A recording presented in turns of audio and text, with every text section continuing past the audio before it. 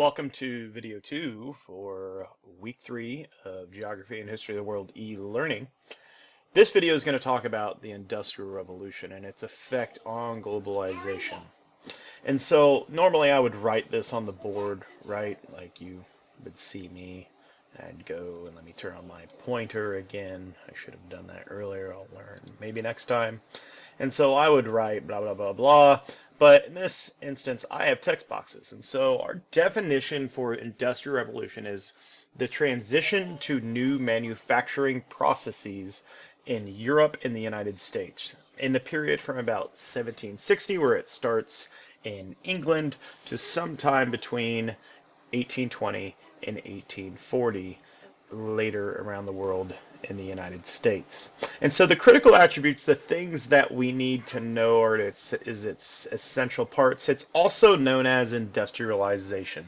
And so the two terms, industrial revolution and industrialization, are interchangeable. They are the same things. They are the transition, the process to new manufacturing methods. And so when we talk about this is an event where rapid technological development takes part in all parts of society. And so you have machinery being invented that is increasing production in factories, but at the same time you then need inventions then to protect people and make workplaces more safe. And then also you need ways for people to get to work on time, how to track that time, how to, like different wear and like protective equipment that people have in order to work in these places. And so technological development is both the physical things that make modern life possible, but also like the methods, the ideas behind it. And so this rapid technological development goes along with the Industrial Revolution or industrialization, and it snowballs. It becomes bigger and bigger and bigger, and it's still happening today. And so we go from workshop production, where we have individuals working in their workshops, making products like chairs, metal tools for the farm or the battlefield, so on and so forth, to it being factory production. And so we go from human labor to machine labor. And when we go from human labor, we get to where our production is gigantic. And so we go from decent and sometimes poor production levels to huge, gigantic, crazy production. But this also makes goods cheaper. It also makes it so people can buy them, and makes it so that people have more material wealth, and we have the growth of a middle class and more wealth in society in general. And so the use in a sentence is what I did, and it kind of foreshadows what we'll talk about in later videos. The Industrial Revolution will lead to technological development that will cause warfare to change. Army sizes and death will occur at unprecedented levels, from armies in the tens of thousands to eventually in the hundreds of thousands, and then to the millions. And so the Industrial Revolution is going to aid in the technological development of products and processes on the battlefield across the globe. And the visual representation that I took from the internet, this is an image depicting the Bessemer process, and the Bessemer process was created by Henry Bessemer in the mid-1800s in the United States, and it was the process in which made mass production of steel in places like Gary, Indiana, and Pittsburgh, Pennsylvania possible, and also made transportation networks like our railroad system possible. And so without the Bessemer process for mass producing steel, we wouldn't have railroads. And without railroads, the level of globalization or interconnectedness that we see across the globe today wouldn't be possible either. And so the Industrial Revolution is both a result of economic globalization early on, but it is also the reason why globalization continued to expand across the globe to where we are so interconnected to different parts of the globe today that things like coronavirus can spread quickly and infect. I think we're up to 2 million people today as of April 14th, Tuesday. How did the Industrial Revolution accelerate or speed up globalization? So we're going to go through this. It's going to be because of competition for resources. So countries are going to be motivated to expand their operations or their influence across the globe. So like imperialism, European countries going to places in Asia, Africa, and the Americas. And also the technological development that accompanied the Industrial Revolution. And so I'm going to talk mainly, though, about the technology component here.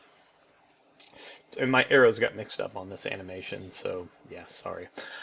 So the first thing, transportation is going to be faster. And so this allows both corporations and militaries and countries to operate globally instead of just regionally in their original areas of influence. They can expand across the globe and impact other places more than they originally would have.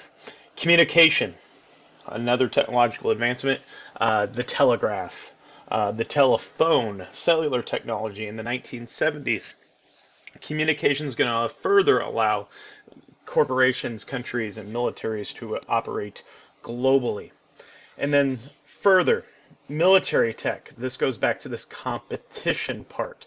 Because there is increased competitions between global powers, you're going to have military technology that develops so that these competitors can gain an advantage upon one another on the battlefield. And so weapons, guns are mass produced so that you can arm more people in your society than your competitors can.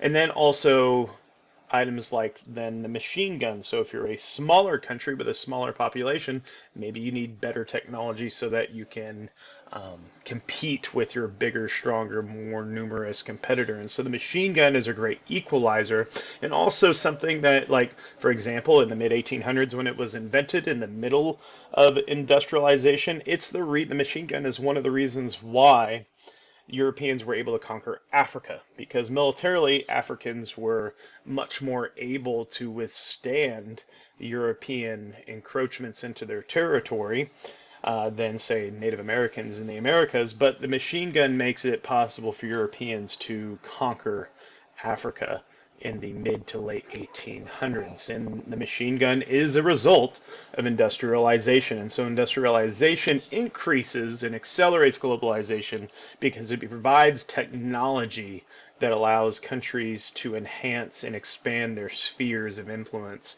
across the globe. And so continuing on, European imperialism and the spread of globalization. So this is a video, and there's no sound to it or anything like that. It's a graphic that shows you the expansion of European influence across the globe. And with this expansion of European influence or imperialism, this also is an increase in globalization as we see it. And so let's go ahead and watch.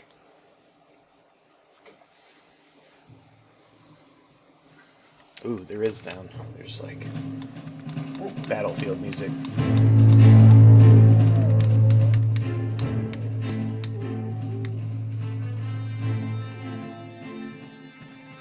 So we got Spain in the yellow. England's the red. Watch England. Watch the red. Oh, the red. Oh, the ooh. New player in the United States is the pink. Russia's getting big. Ooh, Britain's now down here. Britain's there. Britain's there. Britain's there. Ooh, Britain's expanded. Ooh, look at the blue. France. They've expanded. 1938. Ooh, the start of World War II. Look at Japan. Oh, Japan's oh, after World War II, Japan shrunk. France. Oh, France is shrinking. Oh, so something happened after World War II. That music got a little loud. Okay, there it is. To today.